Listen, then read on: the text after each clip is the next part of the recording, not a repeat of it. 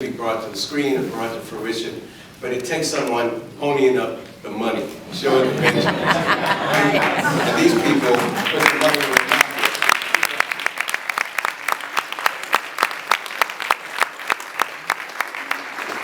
And Dr. Georgette Bennett and Dr. Leonard Polonsky, also generous funders for the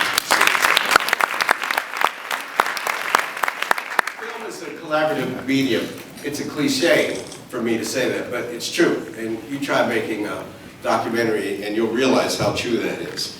And I have the best collaborators in the business, people who taught a guy with this PhD in English literature how to make documentary films. And this is, as Stephen said, my 13th documentary series. The series is dedicated in memory of Henry Hampton and in honor of my first teacher.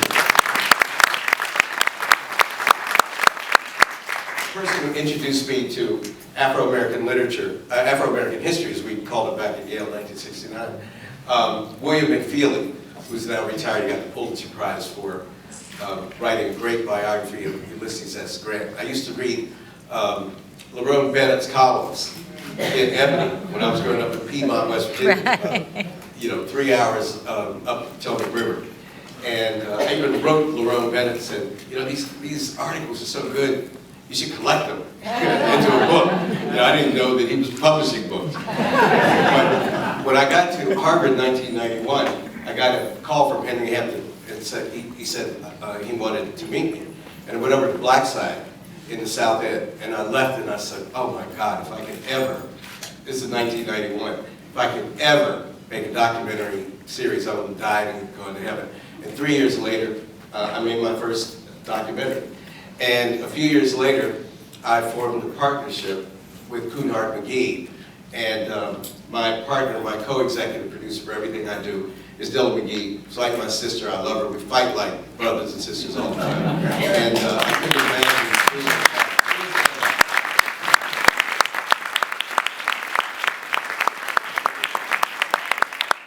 Our senior producer for this series, it's the first time we worked together. We will always work together. And she ran every aspect of doing a 6-hour production. And that's Rachel Dredson, right there.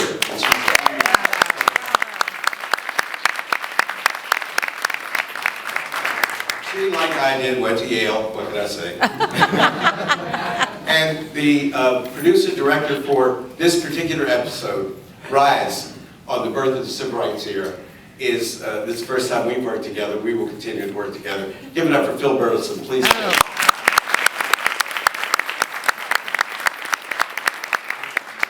Howard said this was an appropriate year, to air the series because it was the 150th anniversary of the Emancipation, and it's the 50th anniversary of the March on Washington. But it's also the 500th anniversary of the arrival of the first African American and the first black person to set foot on what is now the United States was a black man from Africa who came via Spain, and he wasn't even a slave. He was a free black man. He was a conquistador. He came with Ponce de Leon, looking for the fountain of youth like all those other white guys. And his name was Juan Garrido. We even have a picture of this brother in there. We've got to give it up for Juan.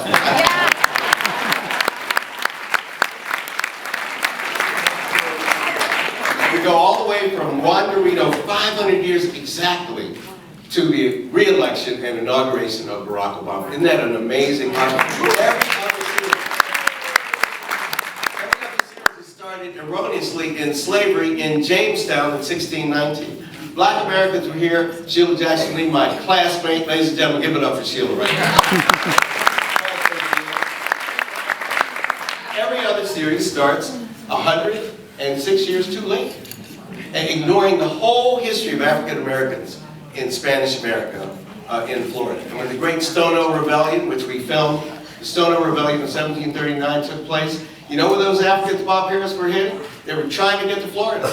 And they were trying to get to Florida because the King of Spain in 1693 issued an edict and said any slave from the British colony who made it across the St. Mary's River into Florida and pledged 3 things: fealty to the Spanish throne, pledged to serve in the militia, and join the Roman Catholic Church, Any slave who fulfilled those 3 criteria would automatically be free. And the grapevine, ladies and gentlemen, alive and well now, was alive and well in the 18th century. And these brothers and sisters did everything they could to get the hell out of Carolina and cross the St.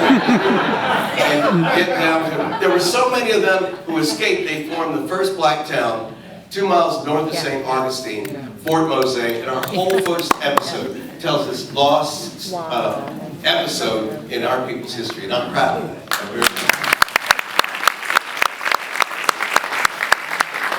We had 40 historians that we engaged the services of, who served as consultants. I have a BA in history, but not a PhD in history, as my friend Evelyn Brooks Higginbotham reminds me every day. And so, you know what Lyndon Johnson said, better to have the camels in the tent pissing out than outside. So I brought all these historians together, and I don't know how many are here. Ira Berlin is here. Where's Ira? There he is. Stand up. The great Ira Berlin. Is he in the back?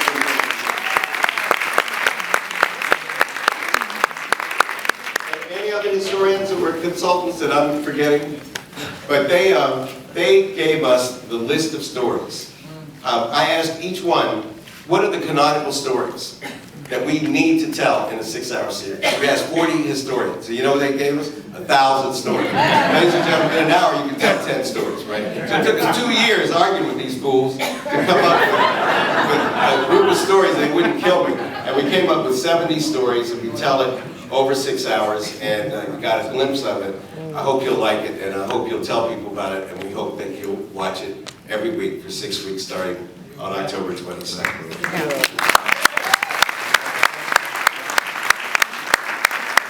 Now, it is my pleasure to introduce our 3 panelists and 3 of my personal friends. Our first panelist has said, the truth may hurt, but it's the truth. Civil rights leader, state legislator, institution builder, writer, and teacher, he's dedicated his life to this truth. Students of the civil rights movement know him as one of the founders of SNCC, for which he served as communications director during 5 of the most transformative years in American history, 1961 to 66. A graduate of Morehouse, he helped establish the Southern Poverty Law Center, serving as its president throughout the 70s. At the same time, this panelist was elected to the Georgia House of Representatives in 1965, and from there to 6 terms in the Georgia State Senate, beginning in 1975. Unflagging in his commitment to civil rights history and its future, he's taught at a number of fine institutions, including my own Harvard, written influential books, columns, poems, and essays, hosted America's Black Forum, beautifully narrated Eyes on the Prize, and from 1998 through 2009, served as chairman of the board of the NAACP, now chair emeritus. Today's distinguished visiting professor at American University right here in DC, and a professor in the history department at the University of Georgia. In 2008, he received the Library of Congress Living Legend Award in recognition of his more than 4 decades of leadership in the movement for civil rights. Let's show him what the truth sounds like. Ladies and gentlemen, please give it up for George.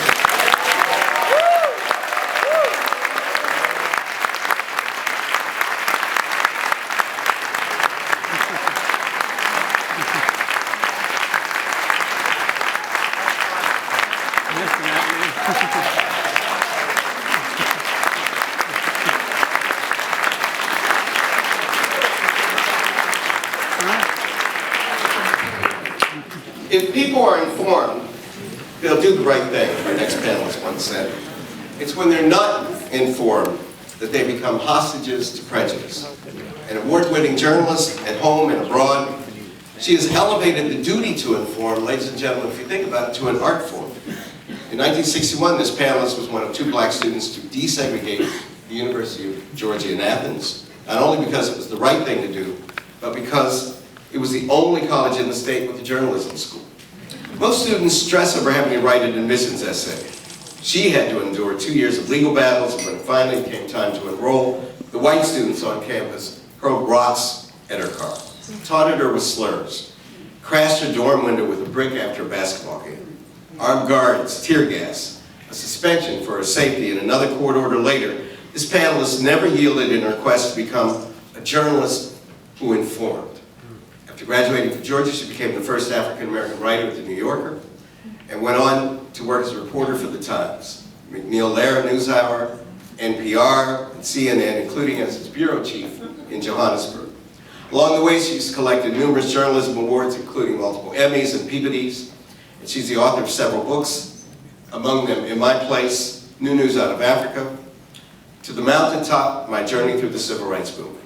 For freeing countless readers and viewers from becoming hostages to prejudice, let's give it up for Charlayne Hunter.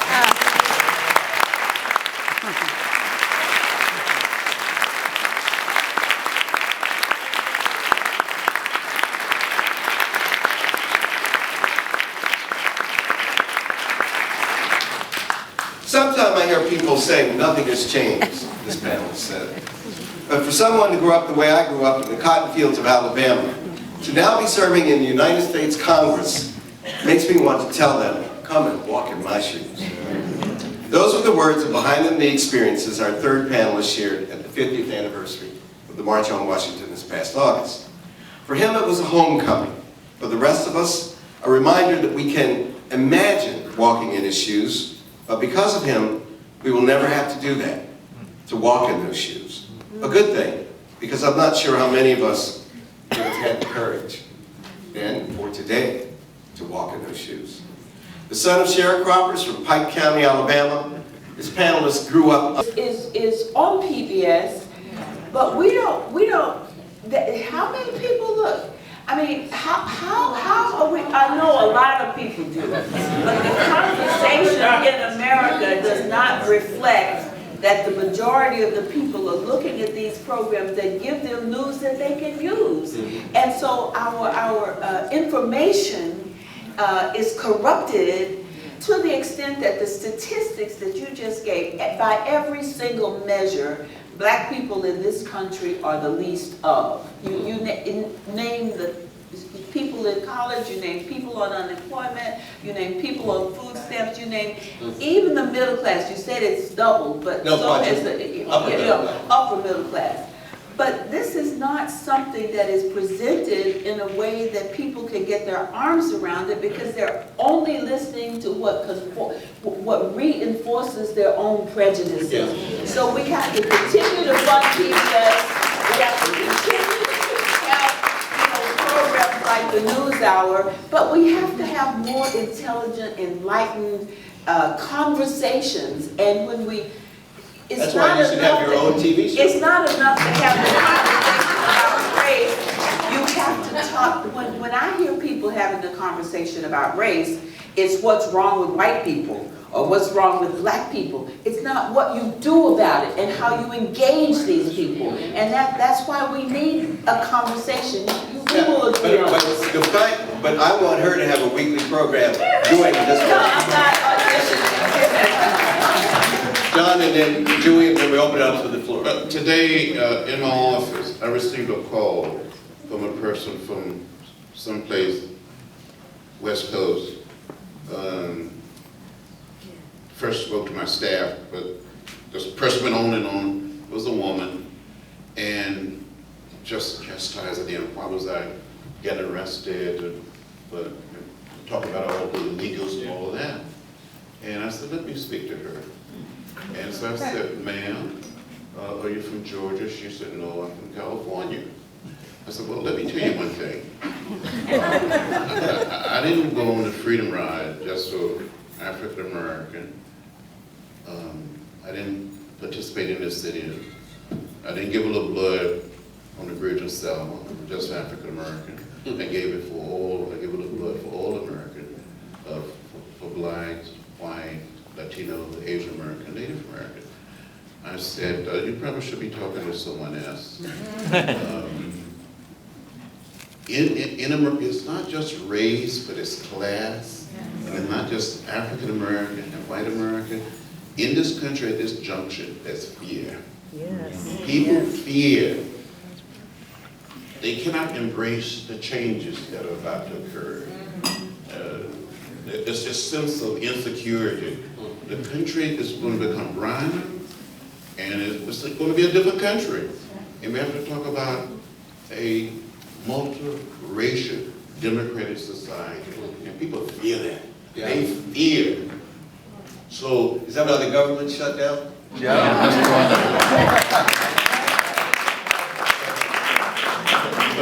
Charlene, the scars and stains of racism are still deeply embedded in American society. And we're not post-racial. The way this president is being treated, it says something about the state of race relations. It's racist. It's racist. And how come people won't say that? How come they won't stand up and just say, a white man wouldn't be treated this way?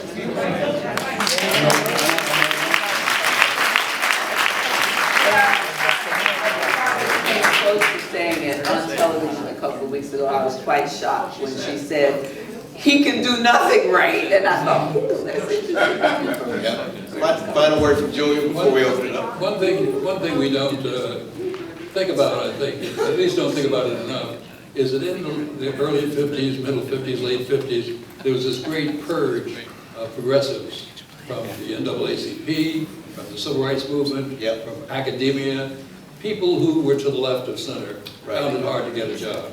Yep. And what that meant is that the progressive movement didn't talk as much about Marx or the economy as they could have or should have, and instead talked about the Sermon on the Mount. Now, that's great to talk about the Sermon on the Mount, but if you're not talking about the money Right. and who controls it, you're not really serious. No. And we haven't been serious about this from that very beginning.